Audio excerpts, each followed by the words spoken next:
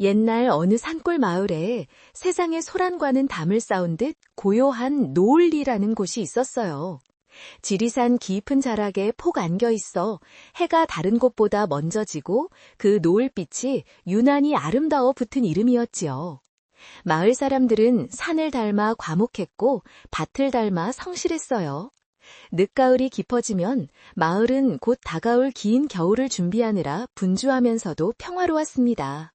이 노을리 가장 안쪽 작은 오솔길 끝에 아라라는 아이가 할머니와 단둘이 살고 있었어요. 아라는 태어날 때부터 앞을 보지 못했어요. 아이의 세상은 냄새와 소리, 그리고 손끝으로 느껴지는 감촉으로 이루어져 있었죠. 하지만 아라에게 어둠은 없었어요. 할머니의 마른 기침 소리, 부엌 아궁이에서 장작이 타들어가는 소리, 처마 밑에 매달린 옥수수가 바람에 스치는 소리까지. 아라는 세상의 모든 것을 보통 사람들보다 훨씬 더 깊게 듣고 있었으니까요. 아라의 귀는 실로 놀라웠습니다. 이른 아침이면 마당을 기어가는 개미의 발소리를 들었고, 할머니가 오늘은 기분이 좋으신지 아니면 무릎이 쑤셔 조금 언짢으신지 그 숨소리만으로도 알아챌 수 있었어요. 바람이 부는 날이면 저 멀리 소나무 숲에서 마른 소리피 떨어지는 소리와 아직 물기를 머금은 젖은 잎이 떨어지는 소리를 구분해냈습니다. 아라에게는 이 모든 소리가 세상을 보여주는 빛과 같았습니다. 두 사람이 사는 집은 수십 년은 좋게 되었을 낡은 초가였어요. 흙으로 다진 벽과 반질반질하게 다른 대청마루. 마루 한쪽에는 할머니가 말려둔 시래기와 약초가 주렁주렁 매달려 있었고 그 냄새가 집안 가득 배었습니다. 집 뒤편으로는 작은 광이 하나 있었고 그 옆에는 겨울 내내 먹을 고구마와 물을 저장하는 토굴이 입을 벌이고 있었죠. 아라는 그 토굴의 흙냄새를 참 좋아했습니다. 그해 겨울은 유난히 일찍 찾아왔습니다. 늦가을의 마지막 잎새들이 채 떨어지기도 전에 지리산 정상부터 하얗게 눈이 덮이기 시작했죠. 그리고 며칠 뒤 산바람이 매섭게 울부짖기 시작했습니다. 처음에는 가느다란 비와 섞여 내리던 눈발이 밤이 깊어지자 억센 진눈깨비가 되어 온 마을을 휘감았습니다. 바람소리가 마치 성난 짐승의 울음소리 같았어요. 그날 밤 아라와 할머니는 뜨끈한 아랫목에 이불을 뒤집어 쓰고 앉아 있었습니다. 창호지를 사납게 때리는 바람소리에 할머니는 에구, 저러다 광지붕 날아가는 거 아닌가 몰라 하시며 걱정스레 읊조리셨죠. 아라는 할머니의 무릎에 머리를 기댄 채 가만히 귀를 기울였습니다.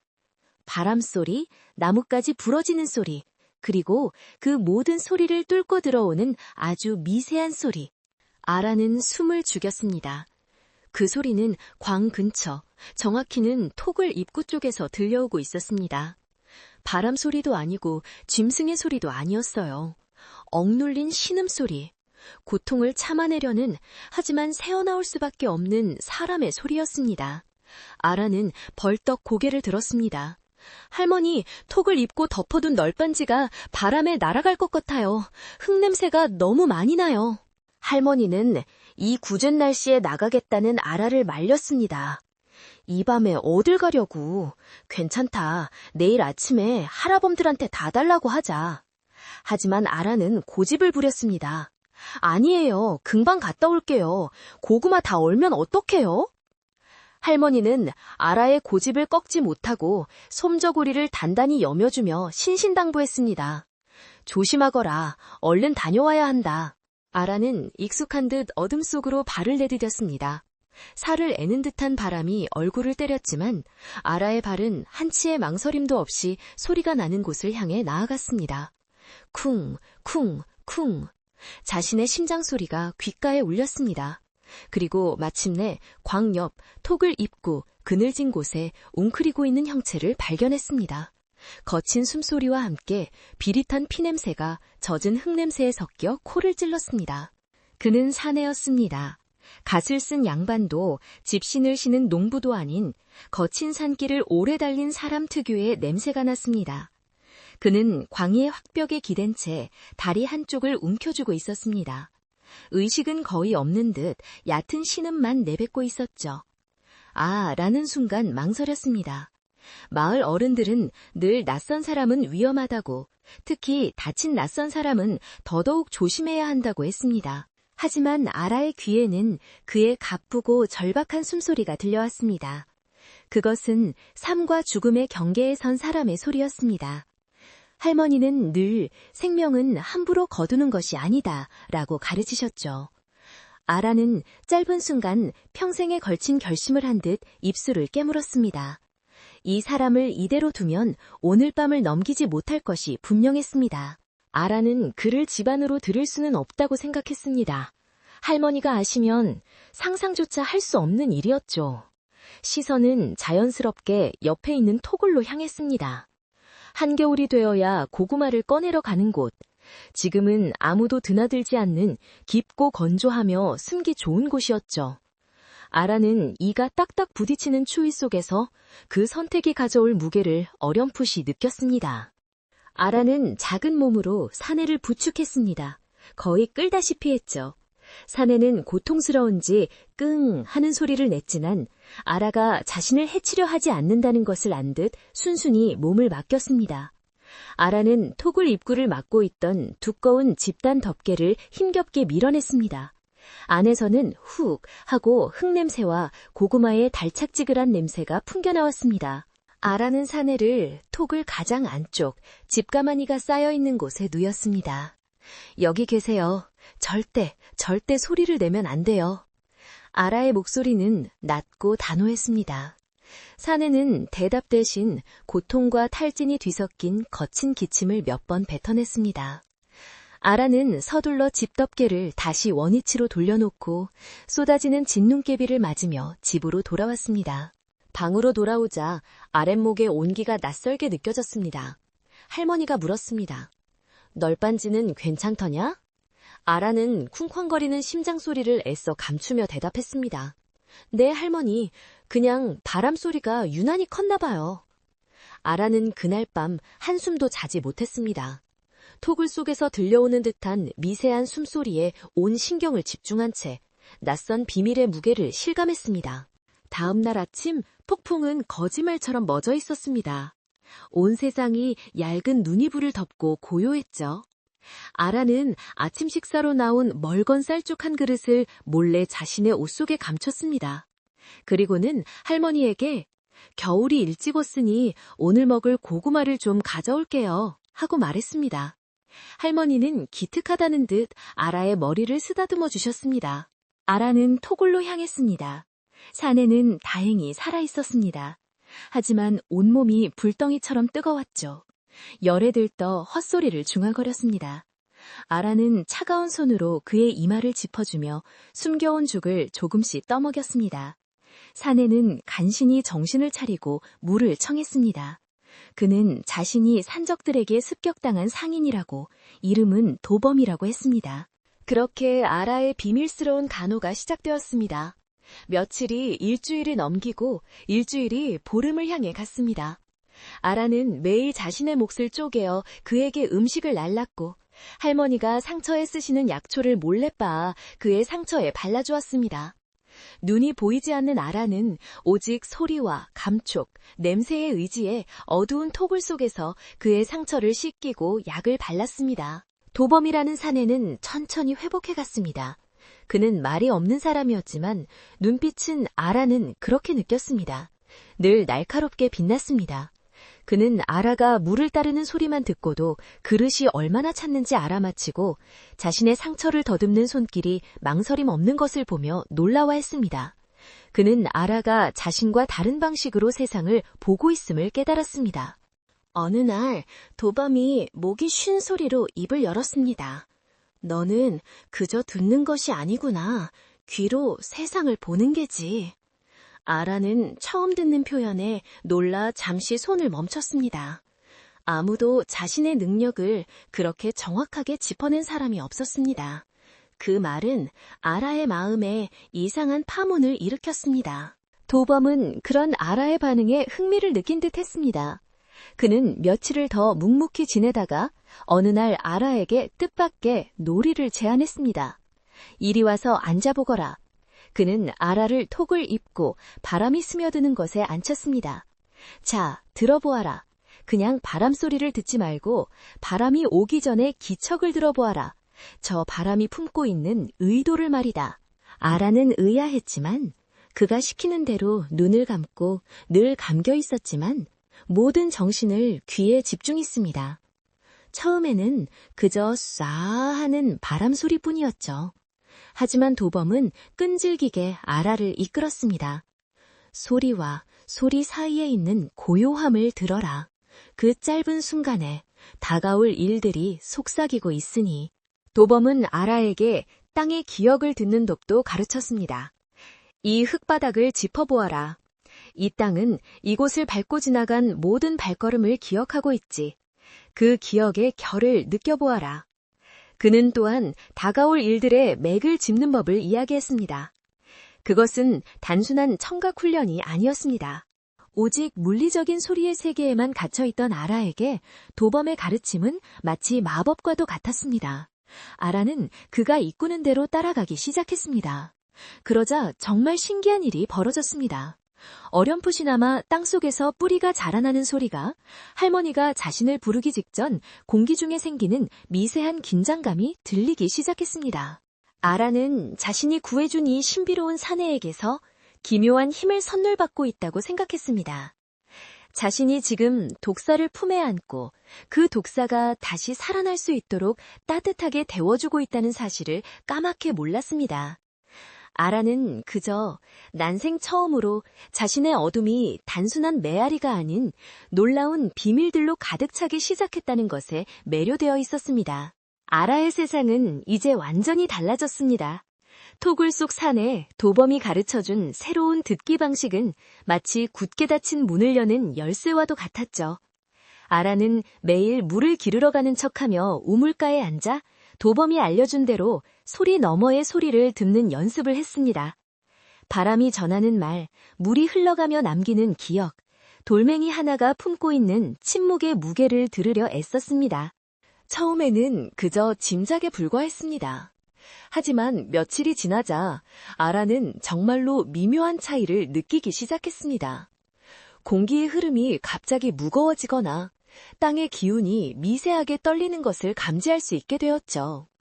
그것은 마치 눈에 보이지 않는 거대한 거미줄이 온 마을을 덮고 있고 그 거미줄의 작은 떨림 하나하나가 아라의 귀로 전해지는 듯한 기분이었습니다. 그러던 어느 날 오후였습니다. 아라가 마당에서 콩을 고르고 있는데 옆집 김서방네 외양간 쪽에서 들려오는 소가 평소와 다르게 우는 소리를 들었습니다. 그냥 배가 고파 우는 소리가 아니었어요. 그 소리에는 다급함과 공포가 섞여 있었습니다. 아라는 잠시 하던 일을 멈추고 귀를 기울였습니다. 소의 울음소리 사이로 젖은 흙이 조금씩 무너져 내리는 불길한 소리가 들려왔습니다. 아라는 직감했습니다. 도범이 말한 다가올 일의 맥이 바로 이것이라는 것을요. 아라는 손에 묻은 콩가루를 털지도 못한 채 옆집으로 달려갔습니다. 김서방은 마침 늦은 점심을 먹고 마루에 앉아 쉬고 있었죠. 김서방 아저씨, 지금 빨리 외양간 뒤쪽으로 가보세요. 소가 위험해요. 곧 흙이 무너질 것 같아요. 김서방은 앞 못 보는 아라가 웬 뚱딴지 같은 소리를 하나 싶어. 아라야, 그게 무슨 말이냐. 소는 아까 집도 넉넉히 줬는데 하며 대수롭지 않게 여겼습니다. 하지만 아라는 거의 울먹이며 매달렸습니다. 제발요, 제가 들었어요. 흙이 울고 있어요. 어서요.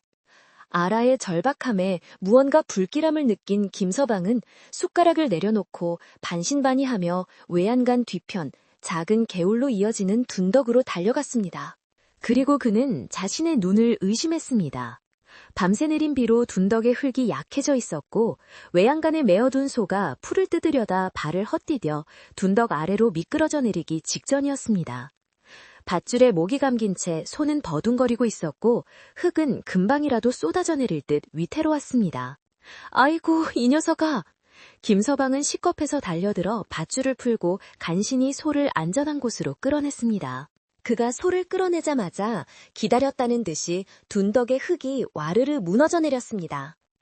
김서방은 하얗게 질린 얼굴로 무너진 흙더미와 아라를 번갈아 쳐다보았습니다. 네가 어찌 알았느냐? 내가 나왔을 때만 해도 멀쩡했는데.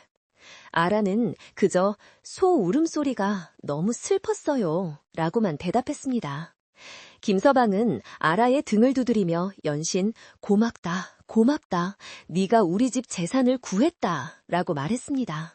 이 일은 그날 저녁 마을의 삽시간에 퍼져나갔습니다. 눈도 못 보는 아이가 흙이 무너질 것을 미리 알았다는 이야기는 사람들의 입을 타고 돌며 조금씩 부풀려졌습니다. 어떤 이는 아라가 귀신을 본다고 했고, 어떤 이는 산신령이 도운 것이라고 수군거렸습니다. 마을 사람들은 그저 신기한 일이라며 혀를 찼지만 아라의 할머니는 그 소문을 듣고 얼굴이 어두워졌습니다. 그리고 며칠 뒤 더 큰 일이 벌어졌습니다. 마을 사람들이 마지막 남은 밭에 물을 거두기 위해 한창 바쁠 때였습니다. 날은 구름 한 점 없이 맑았습니다. 그런데 아라가 갑자기 부엌에서 뛰쳐나와 마당 한가운데서 징을 두드리기 시작했습니다. 여러분, 어서 밭에서 나오세요. 빨리요. 검은 구름이 몰려와요. 아주 아픈 비가 올 거예요. 사람들은 맑은 하늘을 보며 아라가 드디어 실성을 한 게 아닌가 생각했습니다. 마을 촌장까지 나와서 아라를 말렸습니다. 아라야, 이게 무슨 소란이냐. 하늘 좀 보거라. 이렇게 쨍쨍한데. 하지만 아라는 징을 놓지 않고 외쳤습니다. 아니에요. 제 귀에는 들려요. 저 멀리 산 너머에서 얼음이 깨지는 소리가 들려요. 바람이 차가운 돌멩이를 싣고 오고 있어요. 아라의 확신에 찬 목소리에는 사람을 압도하는 무언가가 있었습니다. 몇몇 사람들은 에이 설마 하면서도 찜찜한 마음에 밭에서 하나둘 나오기 시작했습니다. 김서강네처럼 아라에게 도움을 받은 적이 있는 사람들은 망설임 없이 밭을 떠났습니다. 그리고 정말 한 시즌도 채 지나지 않아 서쪽 산 너머에서부터 시커먼 구름이 무서운 속도로 몰려왔습니다. 곧이어 하늘이 찢어지는 듯한 소리와 함께 어른 주먹만한 우박이 쏟아지기 시작했습니다. 아픈 비라는 아라의 말이 꼭 맞았습니다. 밭에 남아있던 사람들은 혼비백산하여 집으로 뛰어들었고 채 거두지 못한 무와 배추는 순식간에 얼음덩어리에 맞아 쑥대밭이 되었습니다. 그날 밤 마을은 거대한 자연의 분노에 초토화되었습니다. 하지만 아라의 경고를 듣고 일찍 밭을 떠난 사람들은 최소한의 피해만 입었습니다. 그들은 자신들의 마지막 수확물이 망가지는 것을 막아준 아라를 다른 눈으로 보기 시작했습니다. 그들은 더 이상 아라의 눈먼 아이라고 부르지 않았습니다. 그들은 아라의 초가집 앞에 모여들었습니다. 아라야, 네가 우리를 살렸다. 다음 날부터 사람들은 아라의 집 문턱이 닳도록 드나들었습니다. 그들은 아라를 신녀, 즉 신의 능력을 지닌 여자아이라고 부르기 시작했습니다. 하늘이 그 아이의 눈을 거두어 가신 대신 천상의 귀를 주셨다라고 그들은 믿었습니다. 사람들은 아라에게 쌀 한 대박, 말린 감 한 꿰미, 정성껏 짠 배 한 피를 들고 와 머리를 조아렸습니다. 그들은 아라에게 온갖 것을 물었습니다. 신녀님, 이 병이 낫겠습니까? 신녀님, 떠난 아들이 언제 돌아올까요? 신녀님, 내년 농사는 풍년이 들까요? 아라는 당황스러웠습니다. 자신은 그저 도범이 가르쳐준 대로 들었을 뿐인데 사람들은 자신을 마치 모든 것을 꿰뚫어보는 존재처럼 대했습니다. 아라는 토굴로 음식을 가져다주며 도범에게 물었습니다. 제가 들은 것이 정말 다가올 일이었나요? 도범은 어둠 속에서 낮게 웃었습니다. 다가올 일은 정해진 것이 아니다. 하지만 그것을 미리 들을 수 있다면 너는 그들의 운명을 쥐게 되는 게지. 보아라, 이제 저들이 너에게 어떻게 하는지. 그의 목소리에는 만족감과 함께 알 수 없는 차가움이 묻어났습니다. 아라는 사람들의 절박한 질문에 대답하기 위해 예전보다 더 깊이 귀를 기울였습니다. 바람이 뱃길이 순탄치 않다고 합니다. 아드님은 육로로 돌아오실 겁니다. 혹은 이 댁의 땅 기운이 몹시 차갑습니다. 아궁이에 불을 더 지피시고 따뜻한 음식을 드셔야 합니다. 아라의 대답은 정결하기보다는 현명한 조언에 가까웠지만 사람들은 그것을 신의 계시처럼 받아들였습니다. 아라의 명성은 노을리를 넘어 산 아랫마을까지 퍼져나가기 시작했습니다. 가난하고 고요했던 아라의 초가집은 매일같이 무언가를 간청하는 사람들로 북적했습니다. 아라는 사람들의 고통과 슬픔, 그리고 희망의 소리를 들으며 지쳐갔습니다.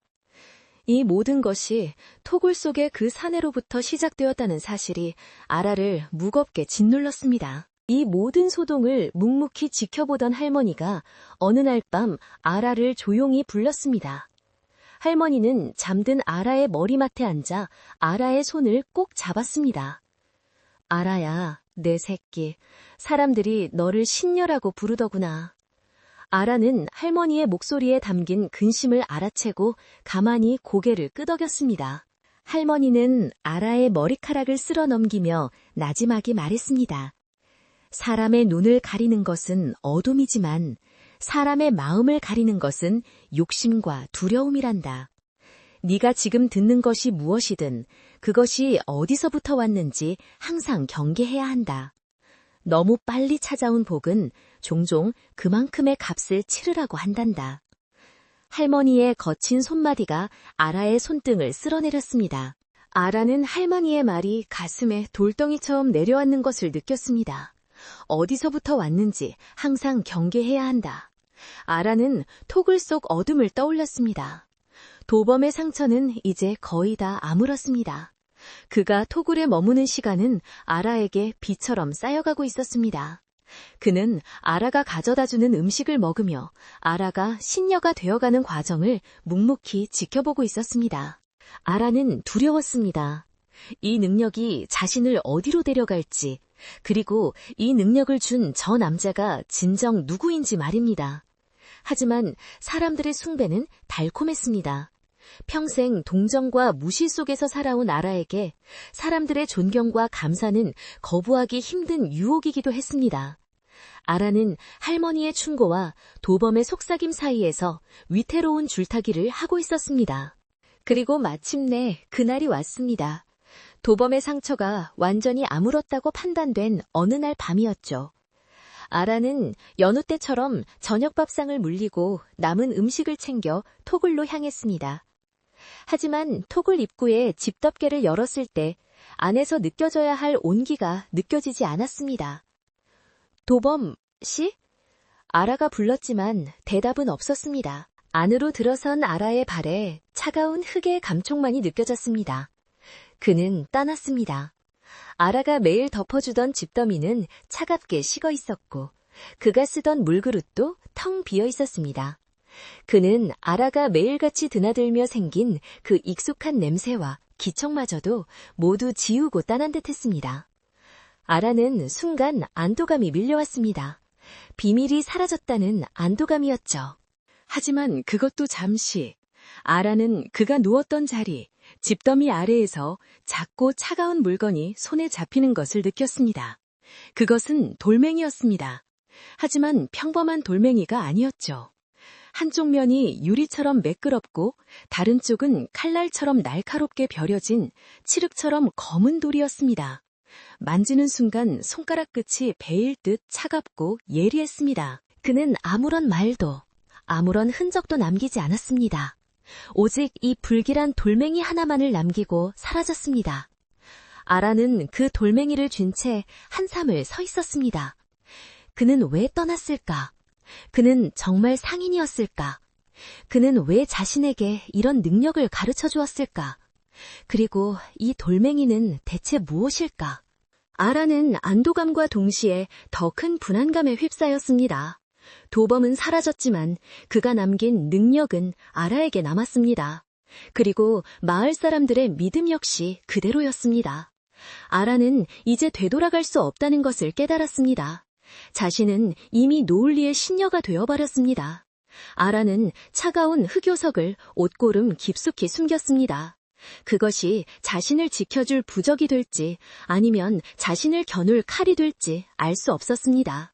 도범이 떠난 토굴은 다시 차가운 흙과 고구마의 단내가 섞인 원래의 창고로 돌아왔습니다. 하지만 아라의 세상은 다시는 예전으로 돌아갈 수 없었죠. 그가 남기고 간 능력은 아라의 삶에 깊이 뿌리내렸고 마을 사람들의 믿음은 그 뿌리에 거름을 주었습니다. 겨울은 날이 갈수록 깊어졌습니다. 눈은 이제 아라의 허리 높이를 훌쩍 넘어 쌓였고 노을리는 그렇게 세상과 완전히 고립되었습니다. 아라는 이제 더 이상 눈먼 아라가 아니었습니다. 마을 사람들은 한 목소리로 그녀를 신녀님이라 불렀습니다. 촌장조차도 아라를 대할 때는 함부로 말을 놓지 못했죠. 아라와 할보니가 사는 작은 초가집은 역설적이게도 마을에서 가장 따뜻하고 풍요로운 곳이 되었습니다. 사람들이 끊임없이 땔감과 식량을 예물처럼 바쳤기 때문입니다. 그들은 아라의 신기한 귀가 자신들의 혹독한 겨울을 지켜줄 것이라 굳게 믿었습니다. 하지만 아라가 짊어진 무게는 그들이 가져온 땔감보다 몇 배는 더 무거웠습니다. 사람들의 질문은 이제 소나 날씨 따위를 넘어섰습니다. 신녀님, 아랫목에 누운 우리 아이가 이 겨울을 넘길 수 있겠습니까? 혹은 신녀님, 남편이 내일 사냥을 가려는데 산의 기운이 어떻습니까? 맹수를 만나지는 않을까요? 같은 삶과 죽음이 걸린 절박한 물음들이 매일같이 아라의 귓가를 파고들었습니다. 아라는 자신이 거대한 덫에 걸린 기분이었습니다. 사람들의 간절한 눈빛, 아라는 그것을 그들의 떨리는 목소리와 공기의 흐름으로 느꼈습니다. 그녀는 어쩔 수 없이 도범이 가르쳐준 그 기묘한 기술에 매일같이 의지했습니다. 바람 속에 숨은 살기, 땅에 밴 불안의 흔들림, 그리고 무엇보다 질문하는 사람의 목소리에 담긴 미세한 공포를 들었습니다. 그녀의 대답은 여전히 현명한 조언에 가까웠습니다. 아이의 방이 너무 춥습니다. 땅의 기온이 얼어붙어 있어요. 소미불을 더 덮고 뜨거운 약초물을 계속 먹이세요. 혹은 내일 산의 바람은 칼날 같습니다. 짐승의 소리가 들리지 않고 굶주린 침묵만이 가득합니다. 사냥은 사흘 뒤로 미루시는 것이 좋겠습니다. 사람들은 이 말을 신의 계시처럼 받들고 따랐습니다. 이 모든 과정을 아라의 할머니는 깊은 불안감 속에서 지켜보았습니다. 할머니는 아라가 예전처럼 마당에 콩을 고르거나 자신의 옛 이야기에 까르르 웃던 시절이 그리웠습니다. 할머니가 걱정한 것은 아라의 능력이 아니었습니다. 그것은 마을 사람들의 눈빛이었습니다. 그들의 눈빛은 존경이 아니라 모든 것을 내맡기고야 마는 맹목적인 의존이었습니다. 할머니는 어느 날 밤 곤히 잠든 아라의 머리를 쓸어넘기며 읊조렸습니다.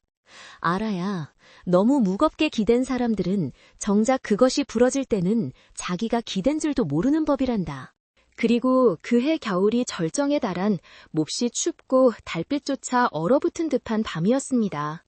쌓인 눈은 이제 어른의 키를 훌쩍 넘어 집들은 마치 거대한 눈무덤 속에 파묻힌 듯 보였습니다. 마을의 식량이 바닥을 드러내기 시작했고 추위와 굶주림보다 더 무서운 공포가 연기처럼 마을을 감쌌습니다. 그날 밤 촌장과 마을의 연장자 몇몇이 횃불을 들고 눈을 헤치며 아라의 집을 찾아왔습니다. 그들은 예훌로 가져온 마지막 남은 말린 옥수수 한 자루를 마루에 내려놓고 차가운 바닥에 무릎을 꿇었습니다. 촌장의 목소리는 평소의 위험은 온데간데 없이 나뭇잎처럼 가늘게 떨리고 있었습니다. 신녀님, 이대로는 다 굶어 죽을지도 모르겠습니다. 밖으로 나갈 수도 도움을 청할 수도 없는 이 절박함을 부디 굽어 살펴 주십시오. 그들이 원하는 것은 하나였습니다. 촌장이 이 말을 바닥에 대며 애원했습니다. 부디 신령한 귀를 열어 하늘의 뜻을 들어주십시오. 우리가 과연 이 겨울을 무사히 넘기고 내년의 봄을 볼 수 있겠습니까? 이것은 지금껏 아라가 받아온 그 어떤 질문과도 비교할 수 없는 마을 전체의 운명이 걸린 가장 무겁고도 무서운 요청이었습니다. 아라는 순간 숨이 멎는 듯 했습니다. 사람들의 절박한 숨소리, 공포에 질려 미세하게 떨리는 공기의 진동이 아라의 피부를 아프게 찔렀습니다. 아라는 자신이 이 질문을 피할 수 없다는 것을 알았습니다. 그들의 신녀로서 그녀는 대답해야만 했습니다. 그녀는 할머니의 만류하는 손길을 뒤로 하고 천천히 몸을 일으켰습니다. 모두 조용히 해주십시오. 제가 들어보겠습니다. 아라의 목소리는 굳어 있었습니다. 아라는 꽁꽁 얼어붙은 대청마루, 가장 차가운 공기가 감도는 곳으로 나아가 홀로 앉았습니다.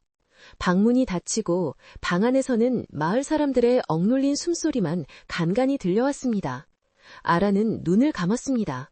그 어느 때보다 더 깊이 자신의 모든 존재를 귀로 바꾸기 위해 집중했습니다. 아라는 사납게 울부짖는 겨울바람 소리를 밀어냈습니다. 지붕 위에 무겁게 쌓이는 눈의 무게감을 밀어냈습니다. 방 안에서 들려오는 사람들의 불안한 심장박동 소리도 밀어냈습니다. 그녀는 오직 도범이 가르쳐준 그 너머의 소리, 의도를 향해 의식을 가라앉혔습니다. 마치 깊은 우물 바닥으로 돌멩이를 떨어뜨리듯 그렇게 한없이 가라앉았습니다. 처음에는 아무것도 들리지 않았습니다.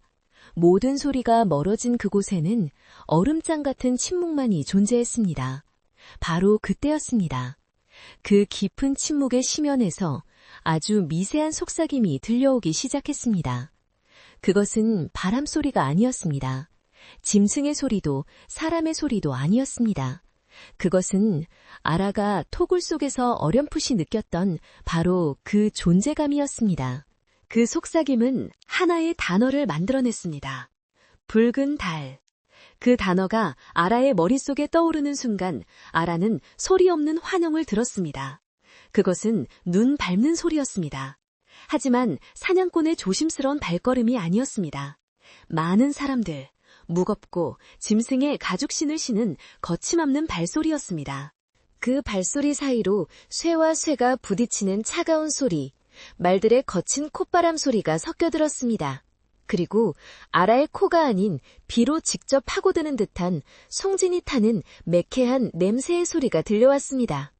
횃불, 그들은 횃불을 들고 있었습니다. 모든 소리가 하나의 방향, 바로 이 노을리를 향하고 있었습니다. 그리고 마침내 그 모든 소리를 압도하는 거대한 의도가 아라의 머릿속을 강타했습니다. 그것은 도범의 목소리였습니다. 그가 직접 말하는 것이 아니라 그가 남긴 길을 통해 전해져 오는 그의 의지였습니다. 추수. 그 단어는 아라의 심장을 얼음 송곳으로 꿰뚫는 듯 했습니다. 석주 뒤 붉은 달이 뜨는 그 밤에 나는 돌아갈 것이다. 그 목소리는 차갑고도 분명했습니다. 나를 살려준 그 어리석은 마을로, 내가 가르쳐준 그 아이가 있는 곳으로. 그들은 시녀의 예언을 듣고 겨울 내내 아껴둔 모든 것을 쌓아놓고 있겠지. 그것을 추수하러 갈 것이다. 그리고 나의 신녀는 그들에게 말해줄 것이다. 그 목소리는 이제 비웃음마저 담고 있었습니다. 하늘의 뜻이니 도망칠 곳은 없다고. 그저 기도하며 기다리라고. 그리하면 그들은 순순히 모든 것을 내어놓고 자신들의 목숨까지도 바칠 것이다. 증인은 필요 없으니까. 아라는 짧고 날카로운 비명을 지르며 뒤로 나자빠졌습니다. 차가운 대청마루 바닥이 불에 댄 것처럼 느껴졌습니다. 아라는 숨을 제대로 쉴 수 없었습니다. 헉, 거친 숨소리가 자신의 목에서 새어나오는 것이 낯설게만 느껴졌습니다. 온몸이 사시나무 떨듯 떨려왔습니다. 방문을 박차고 촌장과 할머니가 달려나왔습니다. 신녀님, 괜찮으십니까? 아라야, 아가, 정신 차려라. 사람들의 목소리가 멀리서 들리는 듯했습니다. 아라는 추위 때문이 아니었습니다. 그것은 지독한 공포와 그보다 더 끔찍한 깨달음 때문이었습니다. 이제야 모든 조각이 맞추어졌습니다. 도범이 자신에게 가르쳐준 이 능력은 선물이 아니었습니다. 그것은 족쇄였습니다. 그는 처음부터 이 마을의 고립된 지형과 순박하고 미신을 잘 믿는 사람들의 성향을 꿰뚫어 보았습니다. 그는 아라를 신녀로 만들었던 것입니다. 이 모든 것이 그의 계획이었습니다. 그가 원했던 것은 아라가 마을 사람들의 절대적인 신뢰를 얻는 것이었습니다. 그리고 마침내 자신이 돌아올 때 아라의 입을 통해 피할 수 없는 절망적인 예언을 전달하게 하는 것이었습니다. 시녀가 내린 하늘의 뜻이라면 사람들은 저항할 생각조차 하지 않을 테니까요. 그들은 싸우는 대신 운명이라 체념하고 숨거나 기도할 것입니다. 그는 아라를 이용해 단 한 방울의 피도 흘리기 전에 마을 전체를 심리적으로 무력화시키려 한 것입니다.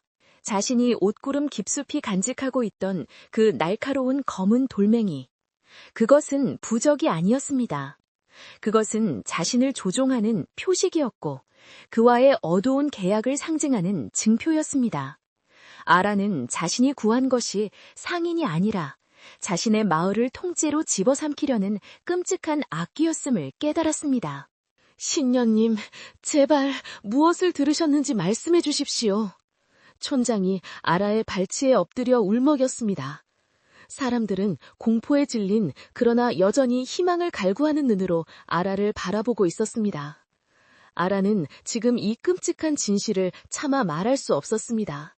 만약 지금 내가 구해준 도둑이 모두를 죽이러 온다고 말한다면 마을은 공황에 빠져 스스로 무너져 내릴 것입니다. 혹은 그 모든 원망의 화살이 자신에게로 돌아올 것입니다. 아라는 입술을 깨물어 피맛을 느꼈습니다. 그녀는 모든 기력을 짜내어 몸을 일으켰습니다. 할머니의 부축을 받으며 일어선 아라의 목소리는 미약했지만 단호했습니다. 겨울은 말씀드린 대로 몹시 혹독할 것입니다. 하지만 우리가 두려워해야 할 것은 추위가 아닙니다. 사람들의 눈이 일제히 아라의 입술에 고정되었습니다. 저는 거대한 그림자를 들었습니다. 검은 그림자가 산 너머에서 우리를 지켜보고 있습니다. 아라는 시간을 벌어야 했습니다. 하지만 그 그림자 끝에서 아주 큰 바위가 쪼개지는 소리 또한 들었습니다. 아직은 명확하지 않습니다. 아라는 숨을 골랐습니다. 여러분, 지금 당장 집으로 돌아가십시오. 남은 식량을 철저히 아끼고 집집마다 문을 더욱 단단히 걸어 잠그십시오. 절대 혼자 다니지 마십시오. 저는 더 들어보아야 합니다. 촌장과 마을 사람들은 그림자라는 말에 하얗게 질렸지만 신녀의 명령에 이의를 달지 못했습니다. 그들은 혼란과 공포에 휩싸인 채 비틀거리며 자신들의 눈 무덤 속으로 돌아갔습니다. 그들은 아라가 말한 그림자가 이름과 얼굴을 가지고 있다는 사실을, 그리고 그 그림자를 불러들인 것이 바로 자신들의 시녀였다는 사실을 꿈에도 모른 채 말입니다. 마침내 방 안에는 아라와 할머니, 단둘만이 남았습니다. 아궁이의 불씨가 사그라들며 방 안의 온도가 급격히 떨어지는 듯했습니다. 아라의 얼굴은 밖의 눈보다 더 창백했습니다. 아라의 끔찍한 공포를 눈치챈 할머니가 아궁이 쪽을 바라보던 무거운 침묵을 깨고 입을 열었습니다. 거칠고 마른 목소리였습니다. 아가, 대체 무엇을 들은 것이냐? 그 한마디에 아라가 애써 붙잡고 있던 마지막 긴장의 끈이 끊어졌습니다. 신녀라는 껍데기는 산산조각 났습니다. 아라는 와르르 무너지듯 할머니의 품에 안겨 어린아이처럼 서럽게 울음을 터뜨렸습니다. 예언의 무게, 끔찍한 배신감, 그리고 자신의 어리석음이 불러온 감당할 수 없는 죄책감이 한꺼번에 폭발했습니다. 할머니, 제가 끔찍한 짓을 했어요. 아라의 어깨가 들썩였습니다. 제가 구한 건 상인이 아니었어요. 괴물이었어요. 할머니, 이제 그가 돌아온대요. 아라는 울음 섞인 목소리로 모든 것을 고백했습니다. 폭풍우 치던 밤 토굴에 그를 숨긴 일부터 그가 가르쳐준 비밀스런 가르침, 그리고 방금 자신이 들은 붉은 달의 끔찍한 예언까지 남김없이 털어놓았습니다. 할머니는 굳은 얼굴로 그저 묵묵히 아라의 고백을 들었습니다. 주름진 할머니의 손은 그러나 한순간도 멈추지 않고 공포에 떠는 아라의 등을 쓸어주고 있었습니다. 방 안에는 더 이상 노을리의 신녀는 없었습니다. 그저 자신의 잘못으로 온 마을을 죽음의 구렁텅이로 몰아넣었다고 믿는 겁에 질린 한 눈먼 아이가 할머니의 품에서 절망적으로 울고 있을 뿐이었습니다. 아라가 거의 기어들어가는 목소리로 속삭였습니다. 그가 우리를 다 죽이러 온대요. 3주 뒤에. 할머니, 다 저 때문이에요. 방 안의 공기는 얼음장처럼 차가워졌습니다. 아궁이에서 마지막 불씨가 톡 하고 터지며 꺼지는 소리가 마치 거대한 종소리처럼 두 사람의 귓가에 울렸습니다. 아라의 처절한 고백이 끝나고 방 안에는 무거운 침묵만이 감돌았습니다. 아라가 숨죽여 우는 소리, 그리고 그 아이를 감싸안은 할머니의 마른 숨소리뿐이었죠. 아라는 할머니가 자신을 매몰차게 꾸짖거나 당장 마을에서 쫓아내라고 하실 거라 생각했습니다. 하지만 할머니는 한참 동안 아무 말씀도 하지 않으셨습니다. 그저 가만히 아라의 뼈대가 다 느껴질 만큼 앙상한 등을 쓸어주고 또 쓸어주실 뿐이었습니다. 그리고 마침내 할머니의 거친 입술이 열렸습니다. 그 목소리는 원망이 아니었습니다. 그래, 그랬구나. 할머니는 아라를 안지하는 다른 손으로 아랫목의 재를 만지작거렸습니다.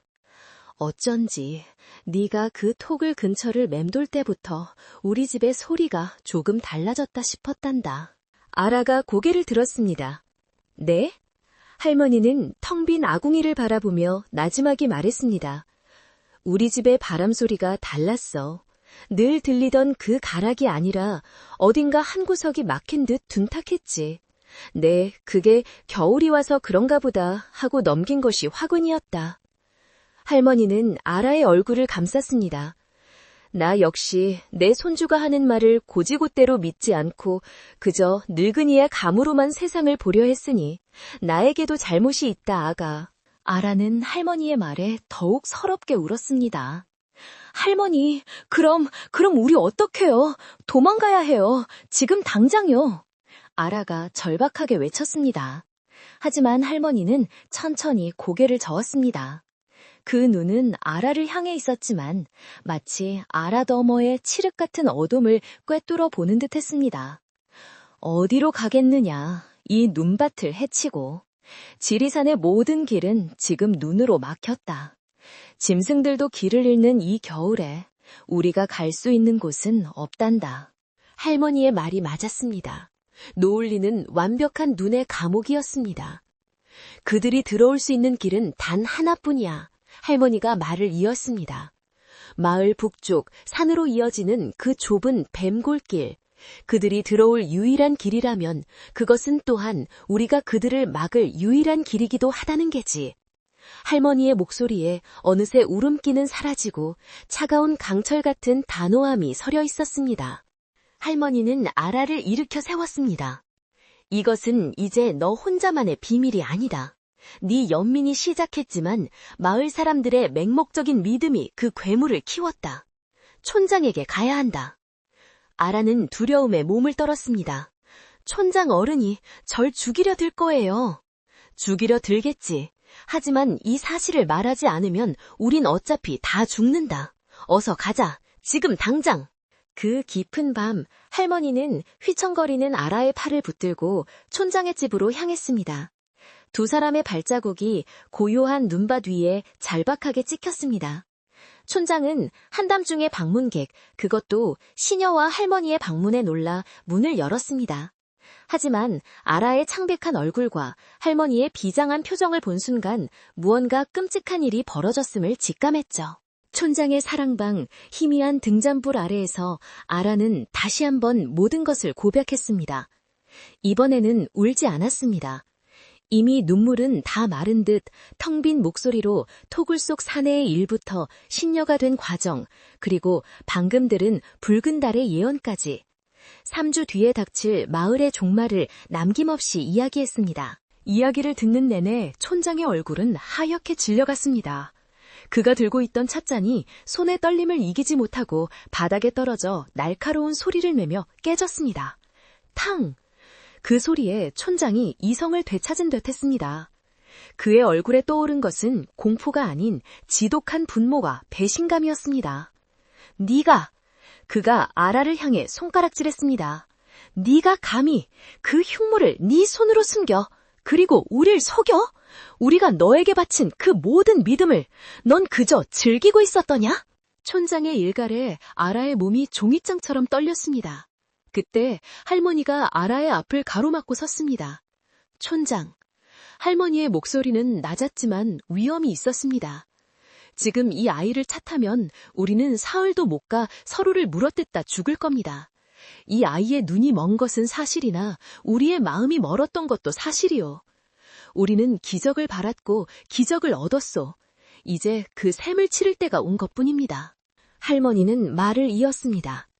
우리에게 남은 시간은 석주, 3주. 그 시간 동안 서로를 원망하며 죽을지 아니면 살아남을 방법을 찾을지 촌장, 당신이 정하시오. 촌장은 거친 숨을 몰아쉬며 방안을 서성거렸습니다. 그의 시선이 절망으로 떨리는 아라의 손에 멈췄습니다. 아라는 자신도 모르게 옷고름 속에 숨겨두었던 그 검은 돌멩이를 꽉 쥐고 있었습니다. 그것이 무엇이냐? 촌장이 물었습니다. 아라는 떨리는 손으로 그 흑요석 조각을 꺼내 보였습니다. 그가 도범이 따나며 남긴 것입니다. 얼음장처럼 차가워요. 촌장은 한때 지리산 최고의 사냥꾼이었습니다. 그는 조심스럽게 그 돌조각을 받아들였습니다. 등잔불에 비춰보자 날카로운 가장자리가 섬뜩하게 빛났습니다. 촌장이 나직이 중얼거렸습니다. 이것은 이 산의 돌이 아니야. 불의 돌이다. 멀고 먼 땅, 화산에서나 나오는 흑요석이야. 그는 엄지손가락으로 날카로운 면을 쓸어보았습니다. 이것은 짐승의 가죽을 벗기던 흔적이다. 그것도 아주 많이, 아주 능숙하게. 촌장은 깨달았습니다. 그들이 상대해야 할 존재는 단순한 산적이 아니라 피를 보고도 눈 하나 깜짝하지 않을 잔혹한 살인귀라는 것을요. 촌장은 그 돌멩이를 든 채 자리에 풀썩 주저앉았습니다. 분노가 가라앉은 자리에 차가운 공포가 밀려왔습니다. 하지만 그는 논리의 촌장이었습니다. 그는 포기할 수 없었습니다. 그는 고개를 들어 넋이 나간 듯 앉아있는 아라를 바라보았습니다. 잠시 동안 방 안에는 촌장의 거친 숨소리와 아라의 미약한 흐느낌만이 맴돌았습니다. 아라야, 촌장이 무거운 입을 열었습니다. 그 자가 내게 바람소리를 듣는 법을 가르쳤다고 했느냐? 아라가 기어들어가는 목소리로 네 하고 대답했습니다. 촌장은 아라에게로 한 걸음 다가왔습니다. 그의 눈은 더 이상 아라를 원망하지 않았습니다. 대신 지푸라기라도 잡으려는 절박함이 담겨 있었죠. 좋다. 촌장의 목소리에 힘이 실리기 시작했습니다. 그놈은 내게 자신의 의도와 위협을 듣는 법을 가르쳤겠지. 하지만 그놈은 자신의 약점을 듣는 법은 가르치지 않았을 게다. 그놈은 네가 그 선물을 자신에게 되돌려 칼날로 겨눌 것이라곤 상상조차 못했을 게다. 촌장은 흑요석 돌멩이를 아라의 손에 다시 쥐어주었습니다. 그 차가움에 아라가 움찔했습니다. 그놈은 네게 놈의 언어를 가르쳤다. 촌장의 말은 아라의 심장을 때렸습니다. 그렇다면 이제 그 언어를 사용하거라. 그놈이 어떻게 실패할 것인지 그 소리를 들어라. 그 말은 아라에게 마치 어둠 속의 불빛과도 같았습니다. 실패의 소리? 아라는 자신이 그런 것을 들을 수 있다고 생각해 본 적이 없었습니다. 하지만 어떻게? 놈도 사람이다. 촌장의 목소리가 커졌습니다. 신이 아니란 말이다. 놈에게도 계획이 있을 것이고 그 계획에는 반드시 틈이 있다. 놈들도 춥고 배고프고 두려움을 느낀다. 놈의 그 거창한 의도 뒤에 숨은 그 사소한 불안을 들어라. 놈이 반드시 택해야만 하는 길을 듣고 놈이 가장 싫어하는 소리를 들어라. 아라의 텅 비어있던 두 눈에 무언가 스쳐 지나갔습니다. 그래, 들을 수 있을지도 모른다. 촌장은 즉시 마을의 연장자들과 입이 무겁고 사냥 경험이 풍부한 장정 대여섯 명을 한밤중에 자신의 집으로 불러 모았습니다. 그는 아라를 탓하지 않고 상황을 냉정하게 설명했습니다. 우리는 거대한 위협에 직면했다. 밖에서 온 뱀에게 물린 것이다. 그리고 뱀을 잡을 수 있는 것은 뱀의 길을 아는 자뿐이다. 사람들은 공포에 질렸습니다. 몇몇은 당장 눈 속으로 도망치자고 했고 몇몇은 무릎을 꿇고 항복하자고 했습니다. 한 장정이 아라를 향해 소리쳤습니다. 이 아이가 재앙을 불러왔소. 저 아이를 제물로 바쳐야. 촌장이 흑요석 돌멩이를 탁자에 내리쳐 나무를 쪼개며 고함쳤습니다. 닥쳐라. 지금 저 아이를 제물로 바치는 것은 우리의 귀를 스스로 자르는 짓이다. 저 아이는 이제 신녀가 아니다. 우리의 파수꾼이다. 저 아이만이 놈들이 오는 소리를 들을 수 있단 말이다. 우리는 싸운다. 이 지리산과 함께 싸울 것이다. 아니면 여기서 다 같이 죽는 거다. 그날부터 3주간 아라는 다른 모든 것을 잊고 오직 듣는 일에만 매달렸습니다. 더 이상 사람들의 자질구레한 걱정 따위를 듣지 않았습니다. 그녀는 촌장이 마련해준 마을 북쪽 뱀골 입구가 바라보이는 작은 막사에 앉아 지푸로 몸을 감싼 채 밤낮으로 귀를 기울였습니다. 그녀는 무엇이 일어날 것인가 하는 예언을 넘어 어떻게 그들이 움직일 것인지에 집중했습니다. 며칠이 지났습니다. 아라의 머릿속은 도범이 보내는 듯한 붉은 달의 끔찍한 위협으로 가득 차 있었습니다. 포기하고 싶을 때쯤 마침내 그 소리 속에서 균열을 발견했습니다. 그것은 그들의 계획이었습니다. 북쪽 뱀골이 맞아요. 아라가 막사로 찾아온 촌장에게 속삭였습니다. 그들 생각에도 눈에 덮인 이곳으로 들어올 길은 거기뿐이에요. 아주 좁고 험한 길이요. 아라는 더 깊이 들었습니다. 그들은 산 사람들이 아니에요. 바다, 냄새가 나요. 그들은 이 숲을, 나무를 싫어해요. 그래서 불을 가져온대요. 횃불, 마을을 태울 작정이에요. 그리고 아라는 가장 중요한 것을 들었습니다. 붉은 달, 그건 그냥 날짜가 아니었어요. 그날 밤 달이 사라진대요. 달이 핏빛으로 변한대요. 그들은 그날을 길일이라고 생각해요. 자신들의 신이 돕는 날이라고. 월식이었습니다. 그럼 그놈의 약점은? 촌장이 다그쳤습니다. 그 대장놈 말이다. 그놈이 두려워하는 것은 무엇이냐? 아라는 다시 한번 토굴 속의 어둠과 그 차가운 목소리를 떠올렸습니다. 피냄새, 쇠냄새, 그 어떤 것도 그를 두렵게 하지 못했습니다. 하지만 아라의 기억 속에서 스치는 것이 있었습니다. 먼지. 아라가 중얼거렸습니다. 아주 건조한 가루예요. 가루? 촌장이 되물었습니다. 네, 제가 약초를 가져다 주었을 때 그가 기침을 했어요. 상처 때문이 아니었어요. 빻아놓은 약초에 그 마른 가루 때문이었어요. 그는 통제할 수 없는 것들, 자신의 폐부로 스며드는 아주 작은 것들을 혐오해요. 촌장은 아라의 말을 듣고 무릎을 쳤습니다. 됐다! 되었어! 이제 계획이 섰습니다. 공포에 질려있던 마을 사람들은 촌장의 확신에 찬 계획과 아라의 듣기에 의지에 차가운 결의로 뭉치기 시작했습니다. 그들은 더 이상 도망칠 곳 없는 양떼가 아니었습니다. 덫을 놓는 사냥꾼들이 되었습니다. 그들은 밤에만 움직였습니다. 횃불도 없이 오직 달빛에 의지해 뱀골로 향했습니다. 그들은 방어벽을 쌓지 않았습니다. 대신 좁은 협곡 양쪽 절벽 위에 거대한 바위와 통나무들을 아슬아슬하게 매달았습니다. 밧줄 하나만 자르면 수백 근의 돌과 나무가 쏟아져 내리도록 말입니다. 또한 협곡 바닥에 얼어붙은 개울물 위로 눅을 덮어 그 아래가 깊은 물이라는 것을 숨겼습니다. 그리고 여자들과 노인들은 아라의 말에 따라 집집마다 아궁이에 재, 회를 긁어 모았습니다. 그냥 재가 아니었습니다. 헛간에 마른 짚을 태운 재, 맵기로 소문난 말린 고추를 빻은 가루, 창고에 보관 중이던 석회가루까지 숨을 막히게 할 수 있는 모든 건조한 가루를 모아 수십 개의 집 가마니에 나눠 담았습니다. 아라는 이 모든 계획에 눈이자 귀였습니다. 그녀는 뱀골의 가장 높은 곳, 바람이 가장 잘 들리는 곳에 숨어 있을 것이었습니다. 그녀는 적들의 발소리를 듣고 그들이 정확히 덫의 한가운데 밧줄 아래에 들어서는 순간을 포착할 것이었습니다. 그리고 도범, 그 자신을 들을 것이었습니다.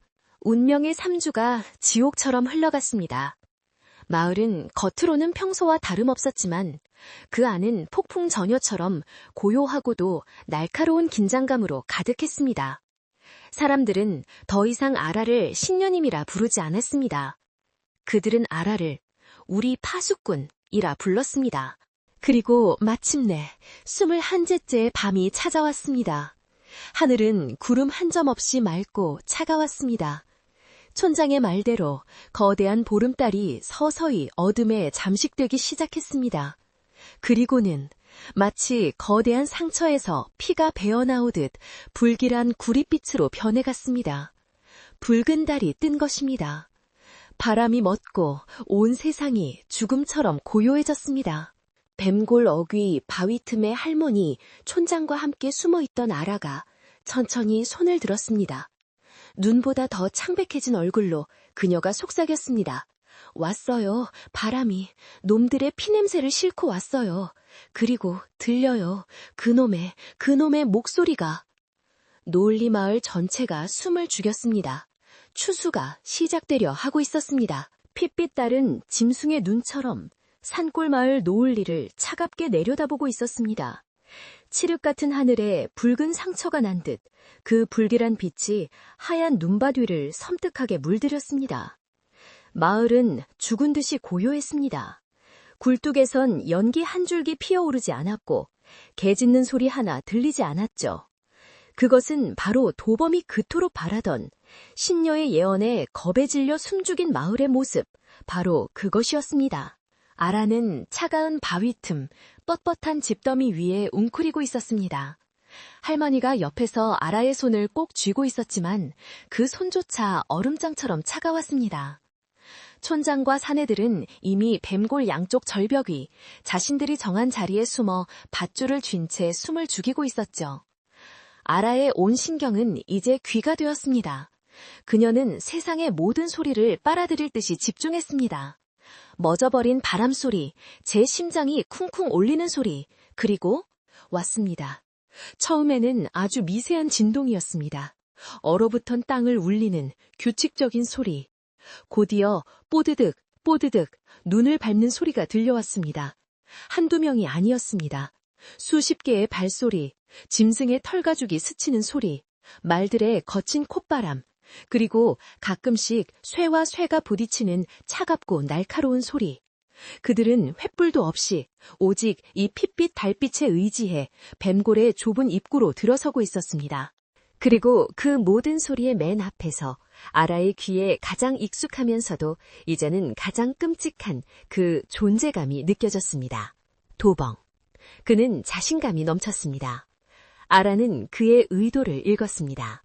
어리석은 것들, 내 신녀의 말에 오줌을 지르며 숨어 있겠지. 고작해야 헛간이나 토굴 속에 숨어 기도나 하고 있을 게다. 그의 생각은 비웃음으로 가득 차 있었습니다. 마을을 싹 뒤져 모든 것을 추수하고 저항하는 놈들은 모조리 죽인다. 그리고 나의 어여쁜 신녀는 가장 마지막에. 아라는 공포에 몸을 떨었지만 동시에 차가운 분노가 머릿속을 깨웠습니다. 놈은 아라가 자신의 의도를 듣는다는 것은 알았지만 그 의도가 얼마나 거만하고 방심에 차 있는지 그것까지는 몰랐습니다. 그들은 덫을 향해 한 걸음 한 걸음 망설임 없이 들어오고 있었습니다. 아라는 소리를 세웠습니다. 10, 15, 20, 20명 남짓, 말은 3마리. 맨 마지막 놈이 협곡 입구를 통과하는 소리가 들렸습니다. 이제 그들은 덫의 한가운데 촌장의 표시해둔 죽음의 자리에 정확히 들어섰습니다. 도범과 선두의 몇몇이 얼어버튼 개울물 위로 얇게 덮인 눈밭을 막 밟으려던 그 순간, 바로 지금이었습니다. 아라는 바위 틈에서 벌떡 일어섰습니다. 그리고 자신의 일생일대의 모든 힘을 다해 노을리 전체가 울리도록 절규했습니다. 지금! 이다! 그것은 신녀의 예언이 아니었습니다. 그것은 마을의 파수꾼이 내리는 처절한 공격 명령이었습니다. 아라의 외침이 좁은 협곡을 메아리치기도 전에 촌장의 고함 소리가 뒤따랐습니다. 밧줄을 끊어라! 우르르르 쾅! 꽝꽝꽝! 짐승의 울음 같은 소리와 함께 지축이 흔들렸습니다. 뱀골 양쪽 절벽에서 마을 사람들이 3주 동안 매달아 올렸던 수백 근, 수천 근의 바위와 통나무들이 핏빛 달빛을 가리며 쏟아져 내렸습니다. 그것은 산사태였습니다. 산이, 지리산이 분노하여 자신들을 침범한 이방인들을 향해 거대한 이빨을 드러낸 것과 같았습니다. 아라의 귀에는 지옥도와 같은 소리들이 한꺼번에 밀려들었습니다.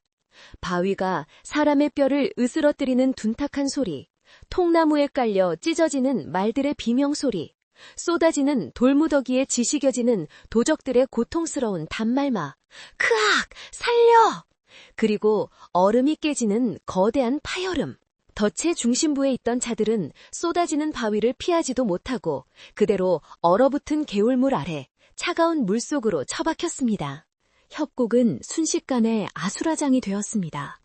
먼지와 눈보라 그리고 피비린내가 섞여 핏빛 달빛 아래 춤을 추었습니다. 20명에 가깝던 도적들은 단 한순간의 기습으로 절반 이상이 즉사하거나 무력화되었습니다. 하지만 도범은 아니었습니다.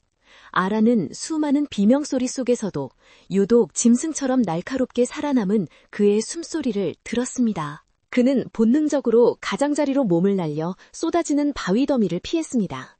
팔 하나가 부러진 듯 했지만 그는 고통을 씹어삼키며 눈을 번뜩였습니다.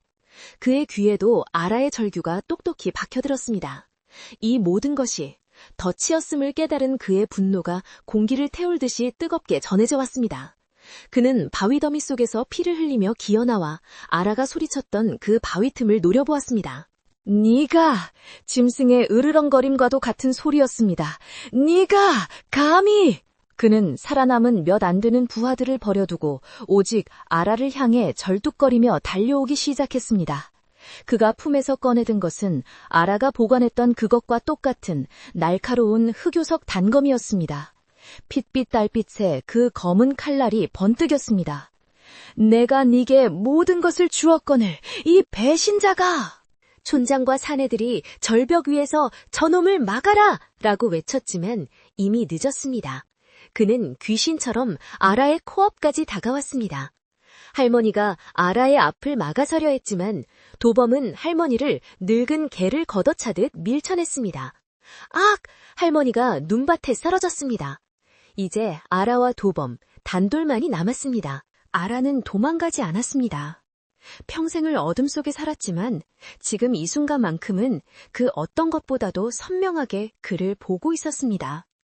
그녀는 자신을 향해 돌진해오는 그의 살기, 거친 숨소리, 절뚝이는 발의 무게중심까지 모든 것을 듣고 있었습니다. 그녀는 더 이상 겁에 질린 소녀가 아니었습니다.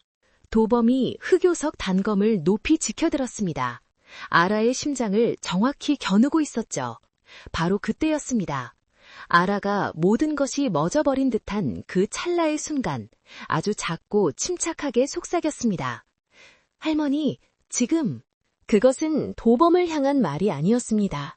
눈밭에 쓰러져 있던 할머니와 바위 틈 곳곳에 숨어있던 마을의 안악들이 기다렸다는 듯이 일제히 움직였습니다. 그들은 품속에 감추고 있던 집 가마니를 풀었습니다. 그리고 도범을 향해 그 내용물을 일제히 뿌렸습니다. 수십 개의 집 가마니에서 쏟아져 나온 것은 밀가루가 아니었습니다. 그것은 3주 동안 마을 전체가 긁어모은 숨을 막히게 할 만큼 건조하고 매캐한 재와 석회가루, 그리고 빻아놓은 고춧가루였습니다. 훅 하고 뿌연 먼지구름이 도범을 순식간에 덮쳤습니다. 클러! 도범은 단검을 휘둘러 보지도 못하고 그대로 먼지구름 속에 갇혔습니다. 그가 그토록 혐오하던 통제할 수 없는 그 미세한 가루들이 그의 눈과 코, 그리고 입과 폐부 깊숙한 곳까지 파고들었습니다. 그는 앞을 보지 못했고 숨을 쉴 수 없었습니다. 흑요석 단검이 소나귀에서 힘없이 떨어졌습니다. 아라는 재의 구름 속에서 질식하듯 기침을 해대는 도범의 소리를 들으며 차갑게 서 있었습니다. 그녀는 그를 향해 어쩌면 자신에게 씌워졌던 과거의 굴레를 향해 마지막 말을 건넸습니다. 당신은 내게 바람을 듣는 법을 가르쳤지요. 아라의 목소리는 먼지 구름 속에서도 이상하리만치 또렷하게 울려 퍼졌습니다. 하지만 당신은 이 흙이 속삭이는 소리는 듣지 못했습니다. 아라는 한 걸음 뒤로 물러섰습니다. 당신은 이 흙이 얼마나 오랫동안 이곳 사람들의 땀과 눈물을 기억하고 있는지 몰랐지요. 그리고 이 땅은 언제나 이곳의 사람들을 지키길 원했습니다. 아라의 말이 끝나기가 무섭게 와! 하는 함성과 함께 촌장과 마을의 장정들이 절벽 위에서 그리고 바위 뒤에서 일제히 쏟아져 나왔습니다. 그들은 제 구름 속에서 속수무책으로 무너진 도범을 덮쳤습니다. 그들의 손에는 사냥창과 굵은 밧줄이 들려 있었습니다. 저항은 없었습니다. 노을리를 공포에 떨게 했던 붉은 달의 재앙은 그렇게 먼지 속으로 허무하게 가라앉았습니다. 얼마나 시간이 흘렀을까요? 핏빛달이 서쪽으로 기울고 동쪽 하늘이 희미하게 밝아오기 시작했습니다. 뱀골의 끔찍했던 밤이 끝나가고 있었습니다. 도적들은 대부분 죽거나 산채로 붙잡혀 꽁꽁 묶였습니다. 도범 역시 숨만 붙어있는 채로 마을에서 가장 튼튼한 밧줄에 묶여 눈밭 위에 던져졌습니다. 촌장은 날이 밝는 대로 산 아랫마을 관아에 이 사실을 알릴 것이라 했습니다. 마을 사람들은 지쳐 쓰러질 듯 했지만 살아남았습니다. 그들은 절벽 위에서 바위 틈에서 하나 둘 모습을 드러냈습니다. 그들은 서로를 부둥켜 안고 울었습니다. 그리고 그들의 시선은 한 곳으로 향했습니다. 할머니의 부축을 받고 바위 틈에서 천천히 걸어 나오는 아라. 그들의 눈빛에는 더 이상 맹목적인 숭배도 끔찍한 원망도 없었습니다.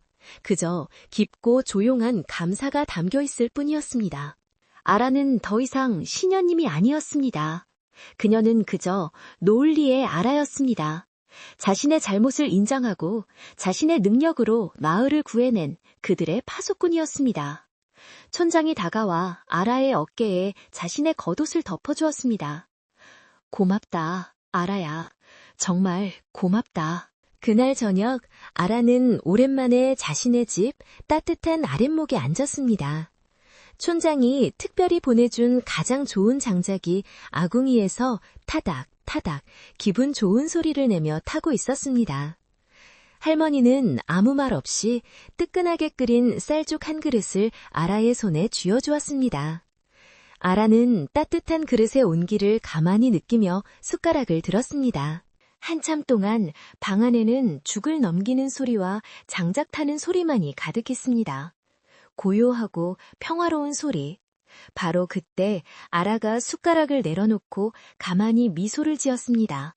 아주 옅고 편안한 미소였습니다. 할머니, 오냐, 아가, 왜 그러냐? 아라는 귀를 기울이는 신용을 했습니다. 저기 부엌 뒤뜰 장독대 밑에서요. 할머니는 아라가 또 무언가 불길한 소리를 들었나 싶어 잠시 긴장했습니다. 하지만 아라의 얼굴은 더없이 평온했습니다. 눈 녹는 소리가 들려요.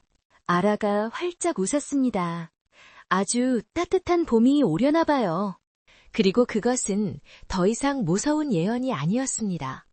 그저 추운 겨울을 이겨낸 땅이 들려주는 세상에서 가장 아름답고 희망찬 평범한 소리일 뿐이었습니다. 아라는 그 소리를 들으며 아주 오랜만에 깊고 편안한 잠에 빠져들었습니다.